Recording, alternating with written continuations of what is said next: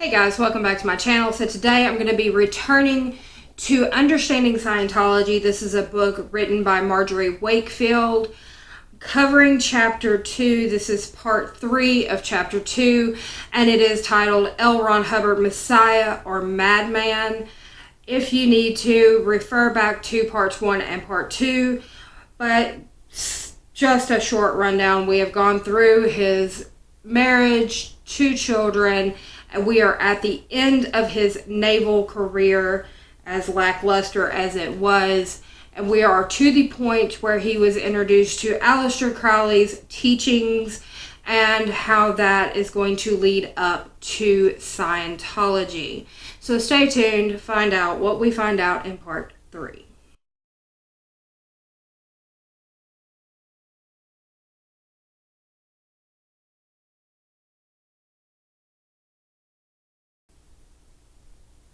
Hey guys, welcome back to my channel. So today is Part 3 of Understanding Scientology Chapter 2. So I'm going to just pick up where I left off at, and that is going to be here with following in Crowley's footsteps. Hubbard adopted some of the practices of the black magician, including the use of drugs and the use of affirmations. Now, if you know much about Scientology, they speak a whole lot about using drugs. There is the whole Narcan program that they have for recovering from using drugs, things of that nature. They speak out so much against using drugs that many Scientologists will not even take a Tylenol. So put that into your figurings into Scientology. According to Hubbard's son, his father regularly used illegal drugs, including amphetamines, barbiturates, and hallucinogens, including cocaine, peyote, and mescaline. Also, according to Hubbard Jr., his father occasionally put phenobarbital in his son's bubble gum. Now you got to think, Hubbard Jr. was not very old at this point.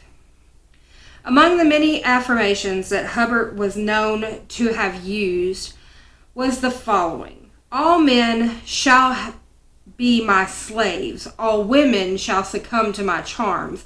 All mankind shall grovel at my feet and not know why.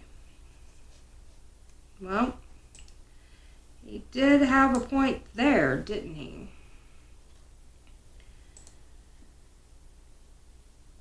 Hubbard and Parsons struck up an occult partnership, the result of which was a series of rituals they carried out with the objective of producing a moon child, an incarnation of Babylon in an unborn child.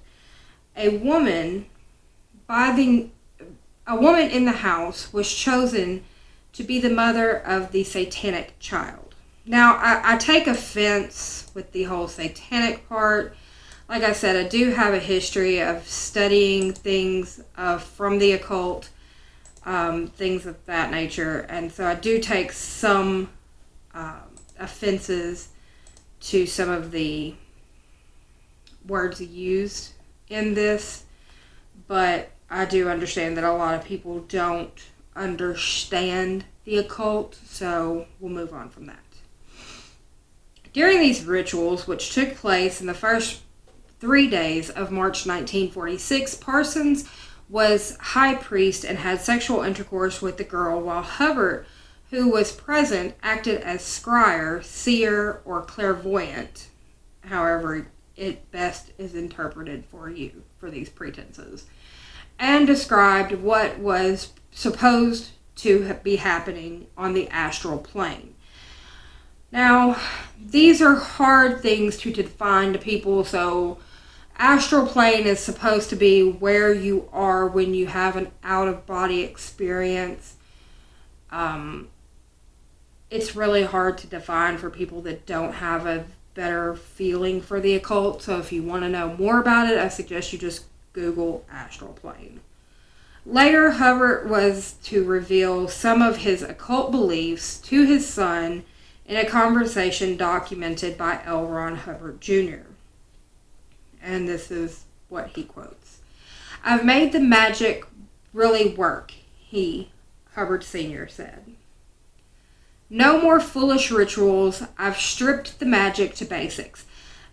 Assess without liability. Sex by will, he says. Love by will. No caring and no sharing. No feelings.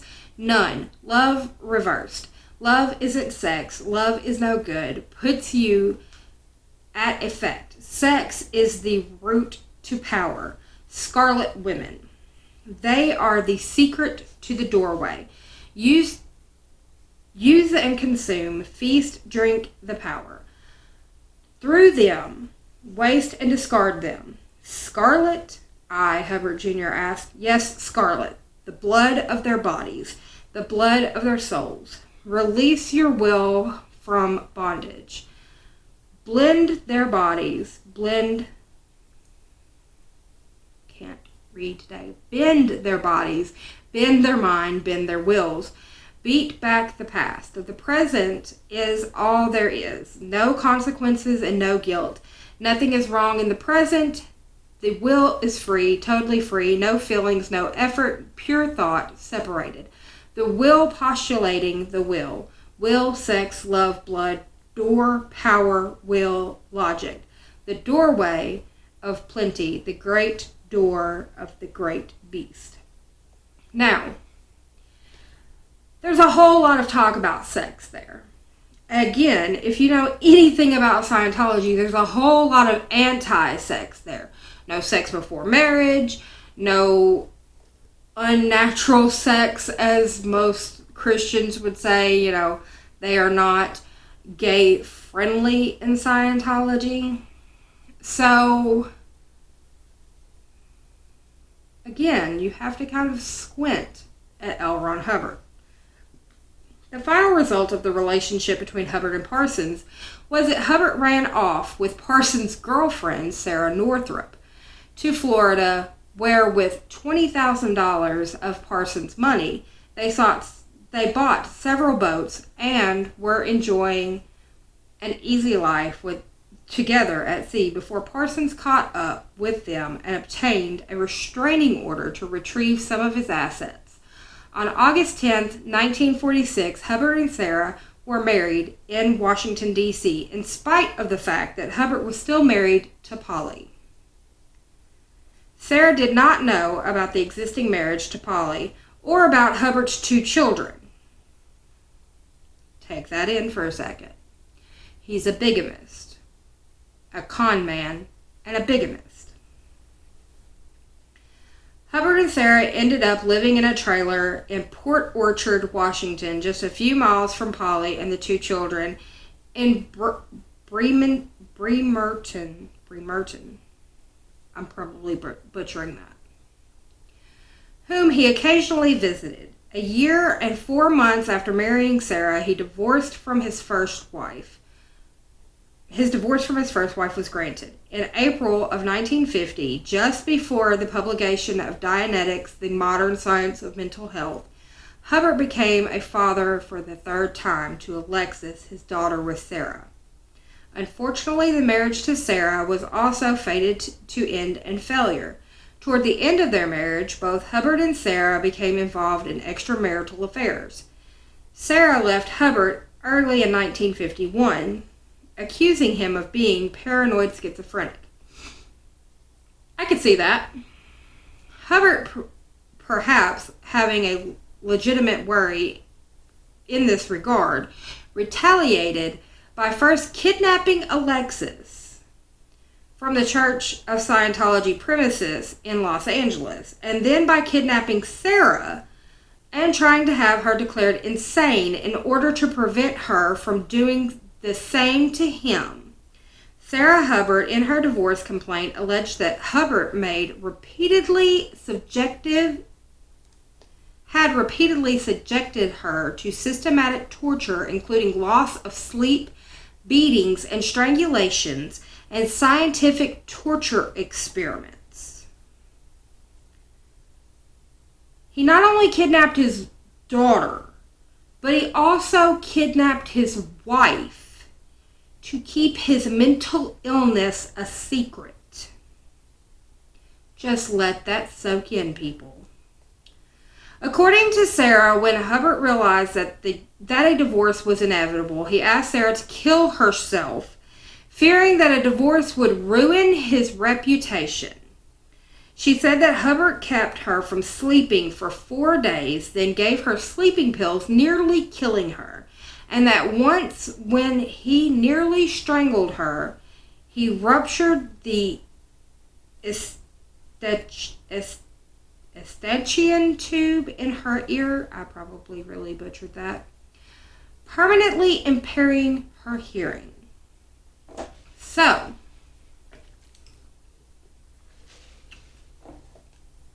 recap. He's a bigamist. He's a con man. He drugged his son. He took drugs. He stole money from his best friend. He stole his best friend's girlfriend. He was living with his bigoted second wife, just down the road from his first wife. Got a divorce from his first wife. His marriage to his second wife was very rocky. They had a child. When he realized that they were going to get a divorce, he kidnapped his daughter. He kidnapped his second wife. He kept her up for 4 days, then tried to overdose her on sleeping pills. Then when he realized that none of this was going to work, he tried to strangle her to death and ruptured tubing in her ear, which permanently impaired her hearing. Yet people follow him like he's the freaking second coming of Jesus. Moving on. There were other allegations as well, and the conclusion reached in the divorce complaint was that Hubbard was hopelessly insane. Hubbard fled to Cuba with baby Alexis, who was then nearly a year old, eventually after moving to Wichita to establish the Wichita Foundation with financier Don Purcell. He reached a settlement with Sarah in which he agreed to return Alexis to her if she would recant her accusations of him. So he was found to be hopelessly insane in the divorce. His answer, take his nearly 1-year-old daughter and flee to a foreign country in Cuba and hold his daughter there and then come back to Wichita, Kansas once he has a financier to back his whole Scientology experiment. And then he reaches an agreement with Sarah with, I'll give you your daughter back as long as you just recant all of your accusations against me. So on June 12th of 1951, Sarah traveled to Wichita to collect Alexis, signing a statement prepared by Hubbard stating that the things she had said about him were untrue and that L. Ron Hubbard is a fine and brilliant man. Yeah, can we say duress? She caught a bus back to Los Angeles with baby Alexis. She never saw Hubbard again. Hubbard, meanwhile, was carrying on an affair with a student from the Wichita Foundation, a dark and pretty young Texan named Mary Sue Whip. In March of 1952, Hubbard married Mary Sue, who was 2 months pregnant at the time of the wedding. She was his third and final wife, by whom he eventually had 4 more children. So he had 2 children with his first wife, he had Alexis with his second wife, and then he had 4 more children with his third wife. This man had 7 children. Who in the world would want to procreate with this man? I do not know, but okay. From reports of people who were close to the family, although Mary Sue was devoted to her children, Hubbard did not develop close relationships with any of his 7 children. His only interest in them was in what they could do to advance his interest in Scientology. When he learned of his son Quentin's suicide in October of 1976, he was heard shouting at the top of his voice, that stupid fucking kid, look what he's done to me. Yes, that sounds like a loving parent right there.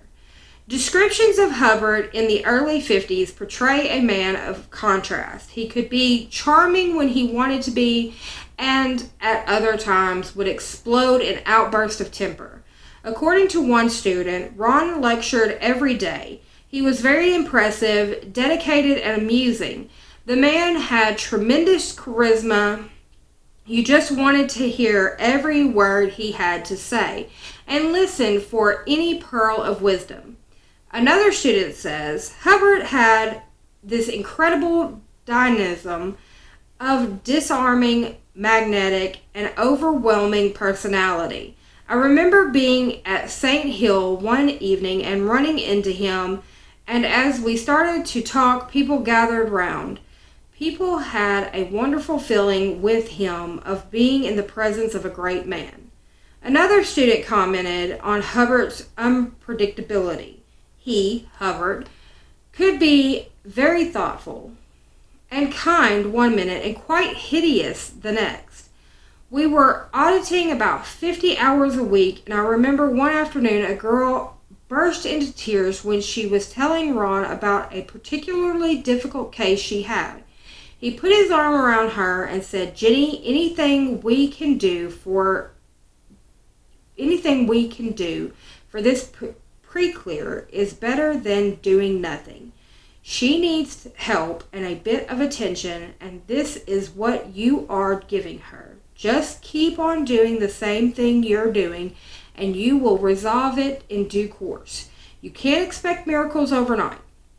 That struck me as a very humane and comforting thing to say to her. But then I have also seen him behave in a grotesque fashion. One afternoon during a lecture, a woman in the audience was coughing rather badly, and he walked to the front of the stage, red-faced and visibly angry, and shouted, Get that woman out of this lecture hall. She was one of his most fervent supporters, and she was also desperately ill. She died 3 weeks later of lung cancer. That's beautiful. But given the fact that he said that, his kid was stupid, and look what he did to him for killing himself, does not freaking surprise me. That is the thing. I don't understand how people follow him, given that there are real live people. There are people alive today that were with Hubbard in person, who know how he is in person, that can tell these stories in person. They could tell you, they could sit down with you and say, this is how he was in person, and people still follow him. I don't understand it. Another aspect of Hubbard's character was his paranoia, a trait clearly evident in a series of lengthy letters he wrote to the FBI, accusing most of the associates working with him of being communists, who were plotting to destroy him. At one point, he wrote to the FBI accusing his wife, Sarah, and her boyfriend of being communists, a move with potentially dangerous consequences during the era of McCarthyism. Fortunately, for the many people he named in these letters, the FBI did not take Hubbard seriously, at one point making the notation appears mental in his file. And see, that's another thing. During this time, you have to think, our country was very locked in this dynamic where you could really seriously get people killed for calling them a communist, because he was seriously mentally disturbed. He would turn people into the FBI as communists. Luckily enough for those people, the FBI realized that this man was not all there, and so nothing became of it. But if the FBI would not have realized these things, he could have gotten a list of people killed because of his paranoia. Just sit on that one. And you got to think, this is a woman that he was married to. This is a woman that had one of his children, and he was going to have her killed by the FBI. Yeah, that's a real winner right there. One of his girlfriends during his marriage to Sarah wrote about him. He didn't trust anyone and was highly paranoid. He thought the CIA had hitmen after him. We'd be walking along the street and would ask, "Why are you walking so fast?" He would look over his shoulder and say, "You don't know what it's like to be a target." No one was after him. It was all delusion. Once on an airplane trip with one of his staff members, when the plane stopped for refueling, Hubbard scurried across the passenger terminal and stood with his back pressed against the wall for the duration of the stop, explaining to his companion that there were people out to get him. During the late 50s and early 60s, Hubbard's delusions seemed to become even more bizarre. In a bulletin written in February of 1957 during the Story of a Static being the Scientology term for a thetan or soul, Hubbard wrote, "Once upon a time there was a thetan, and he was a happy little thetan, and the world was a simple thing. It was all very, very simple, and then one day somebody told him he was simple. And ever since that time, he has been trying to prove that he is not. And that is the history of the universe, the human race, the fifth invaders, the fourth invaders, the 3.5 invaders, the people of Mars, Saturn, Jupiter, Arcturus, the Macabre Galaxy, the Macabre System, the Psi Galaxy, the Galaxy 82. I don't care where you look, that's the story." See, here's the thing that gets me. There are all of these stories out there of Hubbard's paranoia, of Hubbard's delusions, of all of these problems with Hubbard's mind.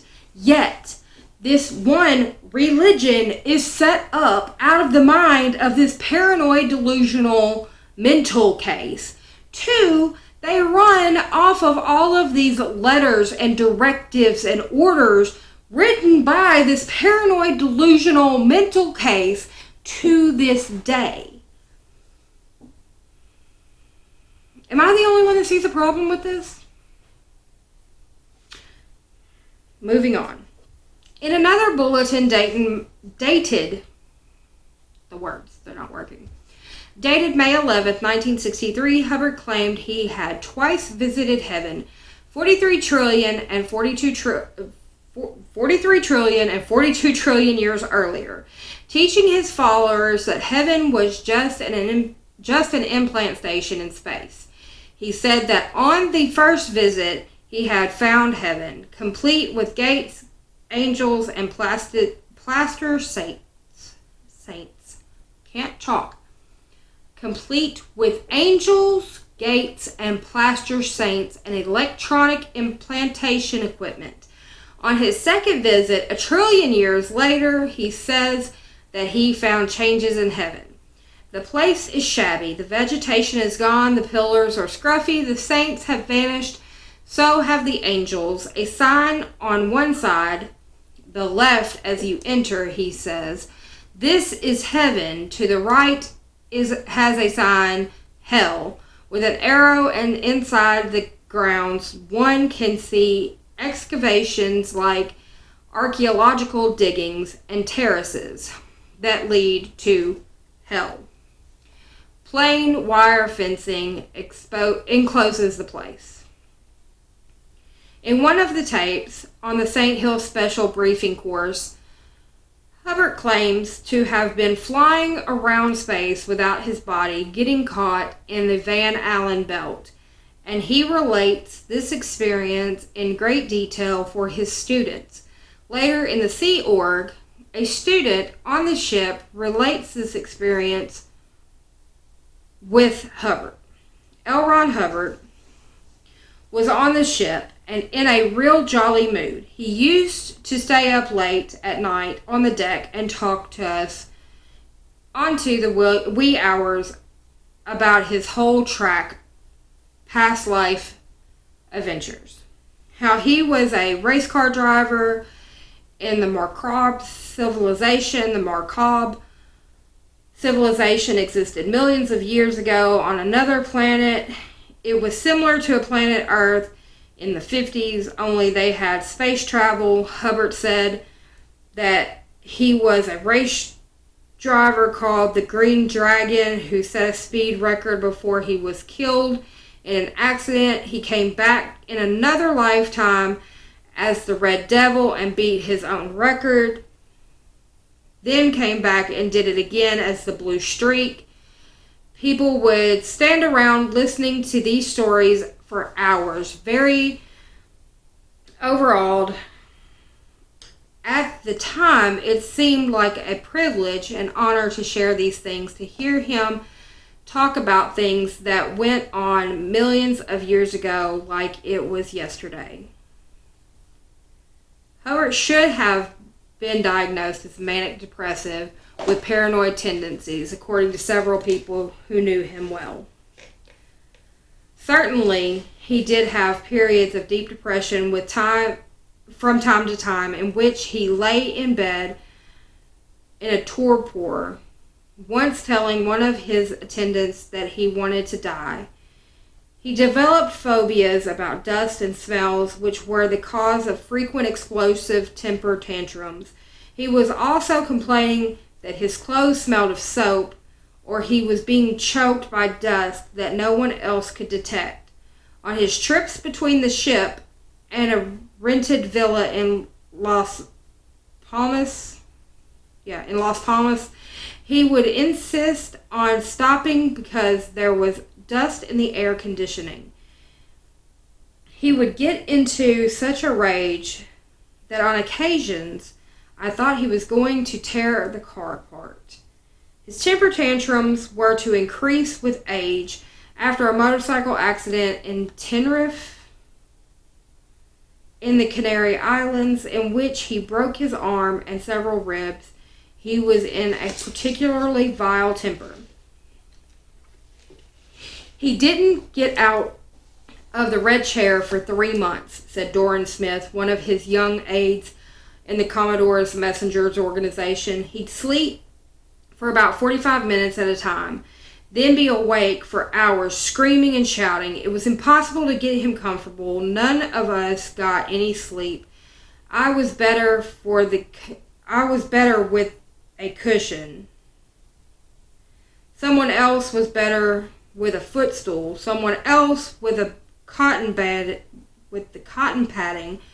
So every time he woke up, we all had to be in there, fussing around him while he was screaming at us. We were all stupid fucking shitheads. He was out of control. According to another aide after the accident in Tenerife, conditions aboard the ship took a turn for the worse. His actions definitely became more bizarre after the motorcycle accident. You could hear him throughout the ship screaming, shouting, ranting, and raving day after day.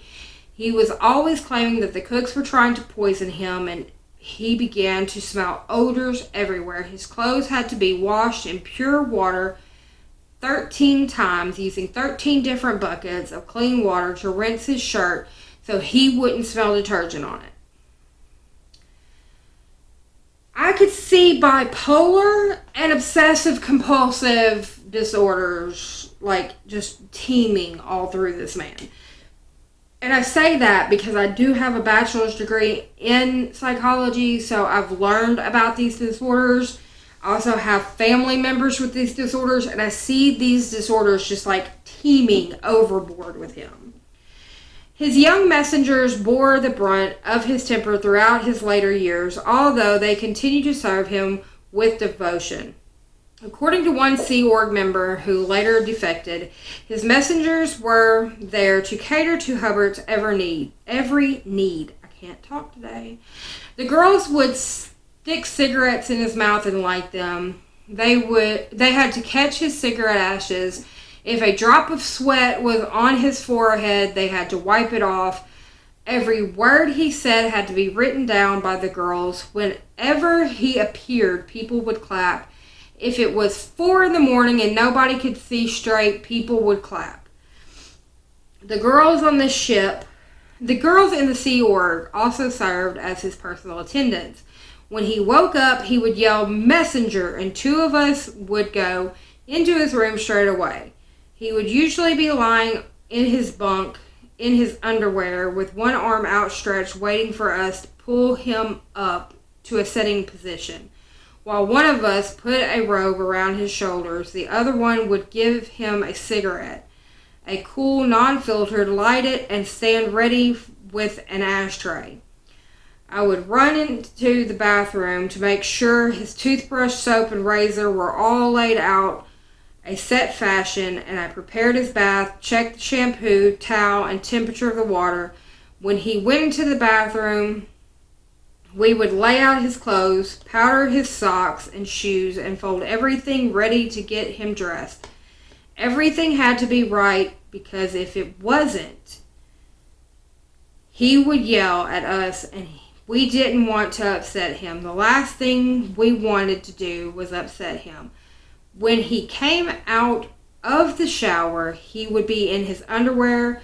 Two of us held his pants off the floor as he stepped into them. He didn't like the trouser legs to touch the floor. God forbid that should happen. We pulled up his pants and buckled his belt, although he zipped them.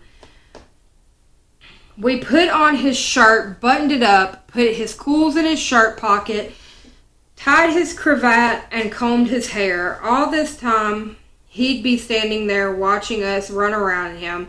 Then we'd follow him out onto the deck, carrying everything he might need: cloak, hat, binoculars, ashtray, spare cigarettes, anything he could possibly think of wanting. We felt it was an honor and privilege to do anything for him. Now, see, this is the kind of bullshit I'm talking about.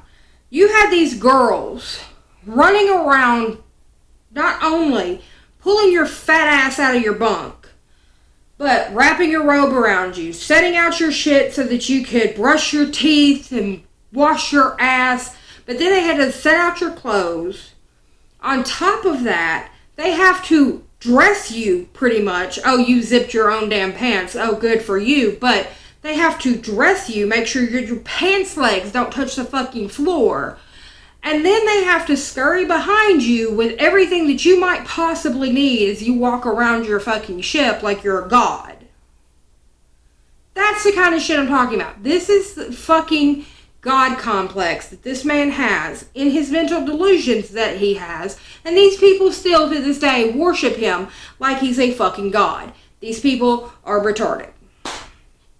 Once asked what inspired him to form the CMO, which is the Commodore's Messenger Organization, he said it was an idea he had picked up from Nazi Germany. Let me reread that. He said it was an idea he picked up from Nazi Germany. He said Hitler was a madman, but nevertheless a genius in his own right, and the Nazi youth was one of the smartest ideas he ever had. With young people, who you had a blank slate, and you could write anything you wanted on it, and it would be your writing. That was his idea, to take young people and mold them into little Hubbards.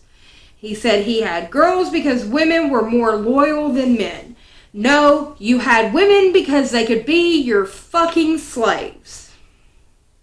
That's why. And you took an idea from fucking Hitler. You sick son of a bitch. I was trying not to cuss. I really was. I was trying to be good. Didn't work. It'll be okay.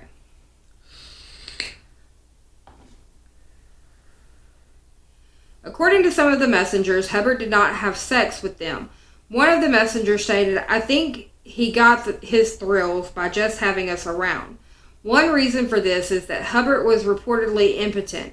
It is documented that Hubbard used huge amounts of testosterone, stilbestrol, a female sex hormone. Taking the sex hormones were his solution to an impotency problem. One woman with whom Hubbard did have a sexual encounter described a very strange experience. She was taken to a room in one of the Sea Org buildings in Los Angeles and describes a man who fits the description of Hubbard.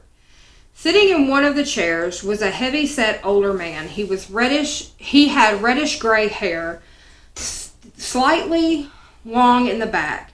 He was wearing a white shirt, black pants, black tie, and black shoes, highly polished. He didn't say a word and slowly got up, motioned me to follow him into the next room. I found myself in a lavish bedroom. Without a word, he suddenly began to undress me. I was repelled by him. I did not want to sleep with him, yet I felt really chilled and cold to the bone at that moment. I acutely sensed real fear and danger in the room. In an instant, I realized the calculated power coming from this person. If I resisted, I knew that my punishment would be extreme. His eyes were so blank, no emotion, no interaction, nothing was there. I made the decision not to resist no matter what happened. I realized it would be a bad mistake for me to do so. He seemed to be completely divorced from reality. He was so strange that I realized that if I provoked him, he could be extremely dangerous. I let him undress me without resisting. I was totally unprepared for what happened next. He lay on top of me, as far as I can tell, he had no erection. However, using his hand some way, he managed to get his penis inside me. Then for the next hour, he did nothing at all. I mean, nothing.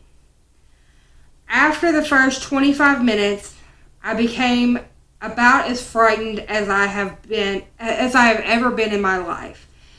I felt as if, in some perverse way, he was telling me that he hated me as a female. I then began to feel that my mind was being ripped away from me by force.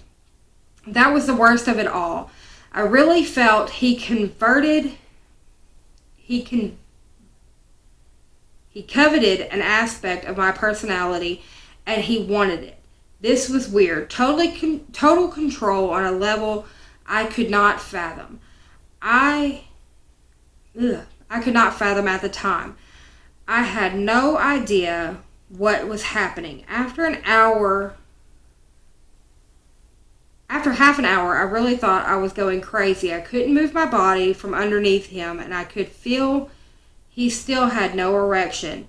He wouldn't look at me, but instead kept his head averted to one side, just gazed into space. I had to discipline myself to keep from screaming because I felt I was having a nervous breakdown. Then I got the terrible thought that he was dead. He was hardly breathing. Then I thought he would kill me too. My thoughts became very morbid. After an hour, he got up and walked out. I just laid there for 10 minutes. Then mechanically, I got dressed. Instantly after that, I began crying hysterically. I cried and cried and cried. I didn't say a word to anyone. That has to be like one of the weirdest rape type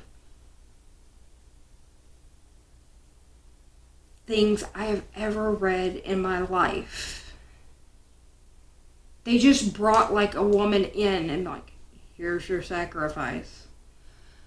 Why are people doing this to other people? I just don't get it. I can't understand this whatsoever. I cannot understand this. So there is some more left in this chapter, so I'm going to save that for a part 4 for chapter 2. Part 4 will end chapter 2, and then we'll move on to chapter 3. Anyway, guys, if you like this video, give it a thumbs up. If you haven't already, go ahead and subscribe and ring that bell. A few things, any comments on this chapter, leave in the comment section. But housekeeping-wise, I do have a Patreon now. It's going to be the very top thing in the description box. There will be a link to the Patreon. There are 4 tiers. If you can help out in any way, please do so, because that will upgrade any lighting, microphone situations, things of that nature, so that I can make better content for you guys. Also, Facebook, Instagram, Twitter, email are all still down in the description box, but there is a new social platform that's down there. It is Minds. Minds gives me a chance to earn cryptocurrency. It is a free platform, so you can go on there and you can interact with different people. If you join Minds, please come follow me and help me earn some cryptocurrency, because I will be changing that into real money and pouring that money back into this channel. Anyway, guys, that is all the housekeeping stuff, and that is going to do it for this episode, and I will see you on the next one. Bye for now.